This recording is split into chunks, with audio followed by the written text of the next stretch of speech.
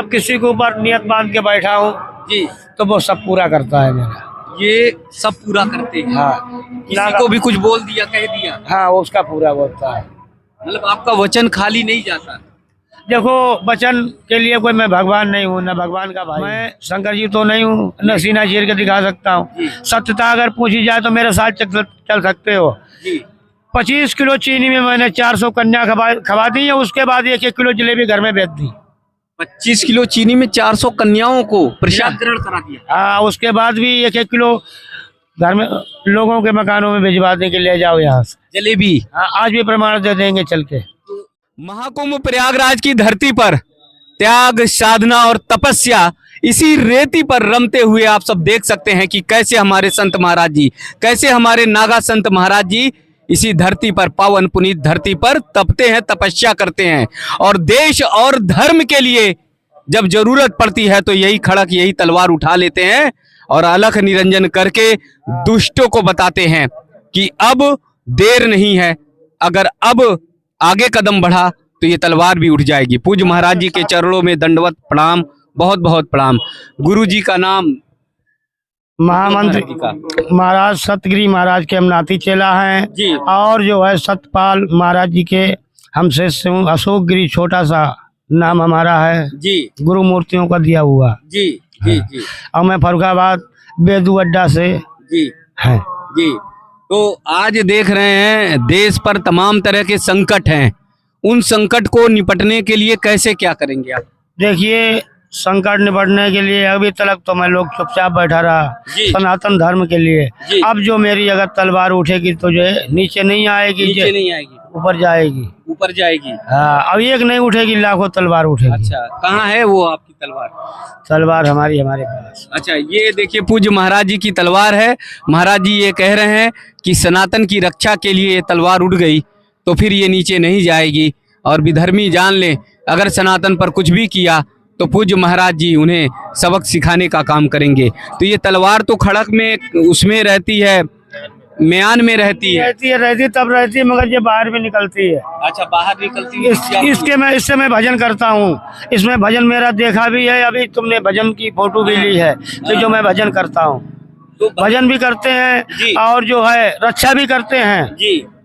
और जैसे अपने बाल बच्चे होते हैं उसी प्रकार से मैं भी चेला बनाता हूँ, तो बच्चों की तरह उनको पालता हूँ जी। ठीक है। भजन तो गुरुजी माला से किया जाता है, आप तो भजन तलवार से करते हैं। हाँ, तो साधु खाने की धार होती है। अच्छा, राजा जोगी अगिन जन इनकी उल्टी रीत, इनसे बचते रहिए जो थोड़ी मानते हैं प्रीत। अच्छा। हाँ बच्चे जी। अच्छा, ये भजन मतलब एक हाथ में शास्त्र है, एक हाथ में माला है और दूसरे में भाला है। भाला है, 3 आइटम होते हैं, माला भी है और भाला भी है जी। और ये तलवार है आपकी। यही चलती है बस। तो ये भस्म कहाँ से ले आए हैं आप चेहरे पर लगाते हैं? ये काशी से आती है बेटा।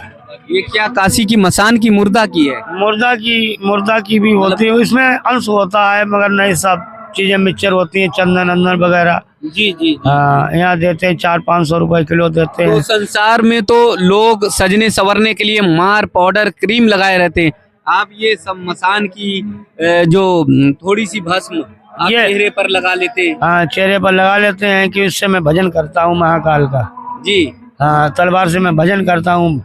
ये श्रृंगार करने के लिए नहीं है, ये भजन करने के लिए होती है जी। हाँ। तो तलवार से कैसे भजन कर पाते हैं? आप भजन करते हैं, तुमने तो भजन अभी देखा है। अच्छा, इसी प्रकार से भजन करते हैं। इसमें कई बैठक है, इसमें कई सांस है। जी जी। तो बाल संत है महाराज जी? बाल संत तो नहीं है बच्चे। मेरे पहले गुरु जो थे जी, वो लक्ष्मी भारती थे वो, और जमुना भारती के हम नाती चेला थे जी। तो वो पहले गुजर चुके हैं जी, शरीर पूर्ण कर गए। तो अब मैं सतपाल गिरी महाराज जी का शिष्य बना हूँ, महामंत्री के नाती चेला है। उत्तराखंड वाले सतपाल गिरी महाराज? हाँ, वही पीलीभीत वाले सतपाल महाराज जी, उनके चेले बन गए जी। तो ये घड़ी अड़ी क्यों लगाते हैं? अब घड़ी लगाते हैं इसलिए कि हम भजन अपना करते हैं, टाइम से करते हैं। रात में उठना है कि हमको इतने टाइम उठना है तो उठना है उतने टाइम। तो आपके लिए तो सीधे महाकाल समय बताते होंगे ना। बस समय तुम ये जो भी ले जाओ हम बता देंगे 4 बज गया कितना बज गया। अगर हम घड़ी ये ले जाएं आप बता दोगे 4 बज गया। हाँ, जब हमारी आँख खुलेगी तो 1 मिनट इधर उधर नहीं होगा।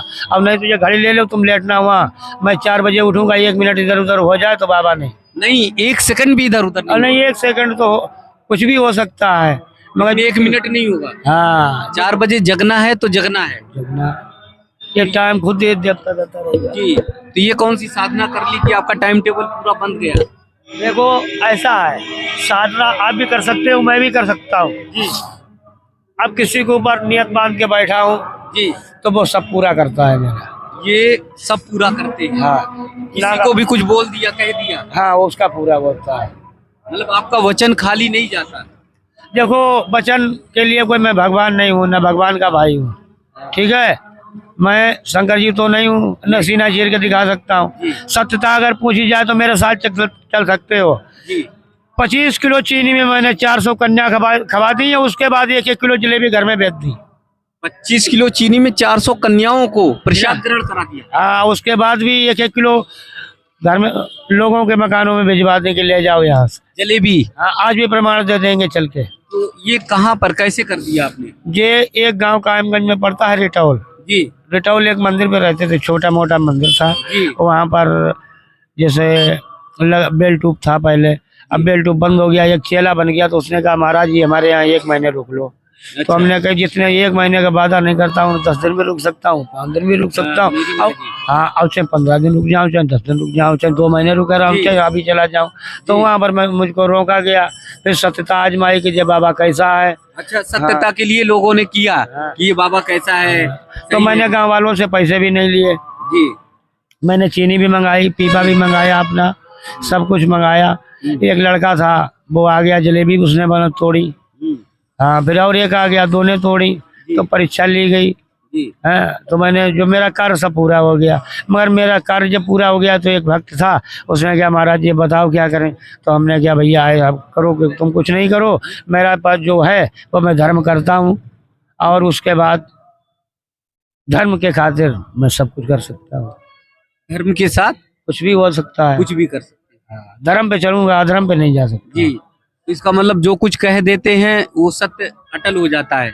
अटल हो ही जाएगा जब मैं अंदर की आत्मा कहती है, मैं कुछ नहीं कहता हूँ।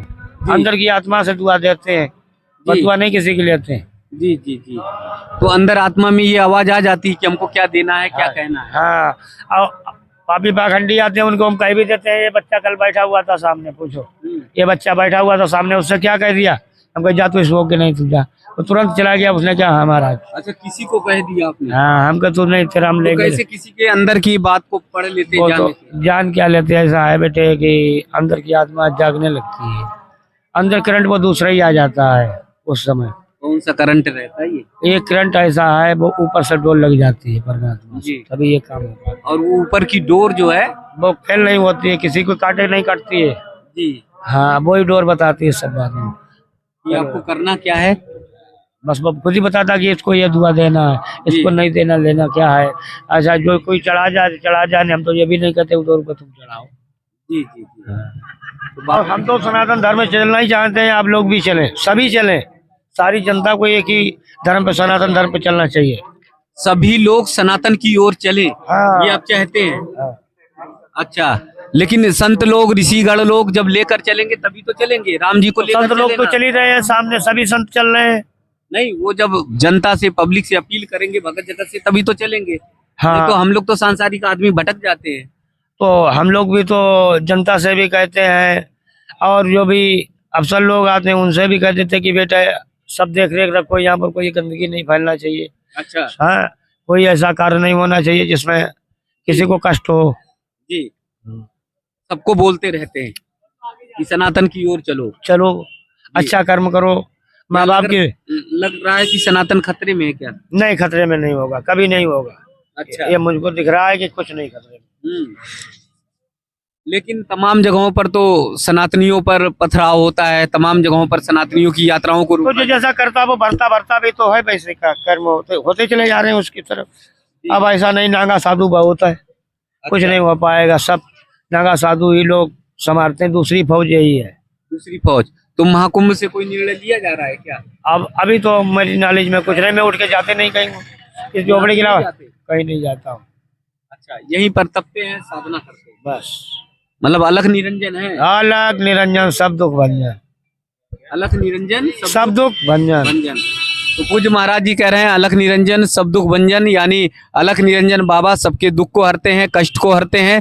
और जैसे मैंने बाबा जी ने बताया कि एक हाथ में माला, दूसरे हाथ में भाला है। और कुटिया देखिए, छोटी सी कुटिया, यहीं पर भगत जगत को रुकना, आश्रय देना, यहीं विश्राम देना, भजन कीर्तन करना, तो साधना की ये स्थली है। और इसीलिए रेत पर तपते हुए, साधना करते हुए बहुत सारे संत महाराज जी हैं जो सिर्फ और सिर्फ यही कहते हैं कि लोक कल्याण हो, विश्व कल्याण हो। महाराज जी के चरणों में बहुत बहुत दंडवत। कल्याण होने बहुत। से क्या फायदा, सारे विश्व का हो कल्याण। एक का एक से होने से थोड़ी फायदा, सारे विश्व का जब कल्याण हो। और विश्व वाले तो तमाम भारत को खाने के लिए तैयार हैं। अब भारत को खाने के लिए तैयार है, मैं खुद खाई जाएंगे, खा जाएंगे, वो खुद खाई भारत को खाएगा वो खुद खाई जाएंगे। हाँ। बाबा जी की ये कुटिया देखिए, छोटी सी ये कुटिया है। और इसी कुटिया में बाबा जी यहाँ धुना पे तो तपते हैं, साधना तपस्या करते हैं, लेकिन जो भी भगत जगत आता है वो सब यही कुटिया में रहता है।